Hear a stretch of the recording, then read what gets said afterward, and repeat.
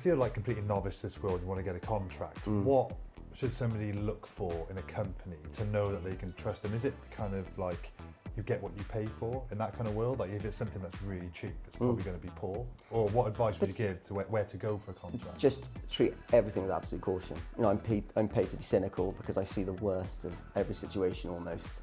So I would say do your due diligence with the assistance of a lawyer, because even if it might be a great deal and they haven't even appreciated the value of their company, it might be superb and it's cheap.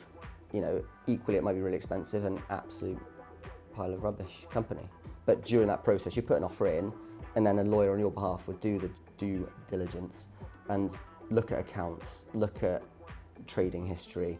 They would have to, the company you're buying from would have to sign certain forms to disclose whether they've been in disputes with, you know, third parties, and if there are any claims that are live, and there's all these sorts of things that you should be looking for before you sign that business purchase agreement. There's a lot that needs to be looked at, because otherwise you buy the company, you take it on, you find you've got £1 million claim that you're in court for in 6 months' time. All sorts of things could happen. So it's definitely worth considering it carefully before you just go ahead and do it. Because again, business has been purchased on a handshake sometimes, you know, with a basic agreement in place that doesn't even cover half of it, doesn't protect the client at all.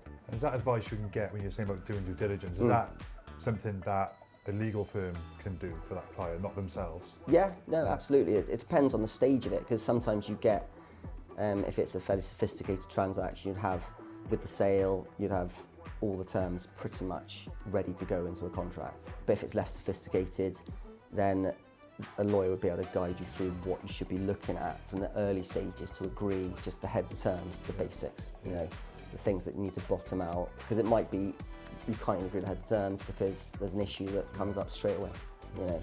And there might be some really little thing down the line that you're not happy with. Heads of terms, check everything.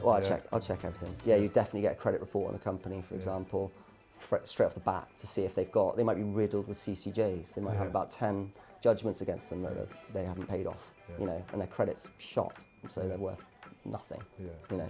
So they look at the accounts as well, and we work hand in hand with accountants, insolvency practitioners, trusted ones that sometimes is a bit of a joint sort of advisory board for clients depending on how big the transaction is, but I would advise relying on professionals who, you know, it's bread and butter for really, because it can be quite daunting. I appreciate that.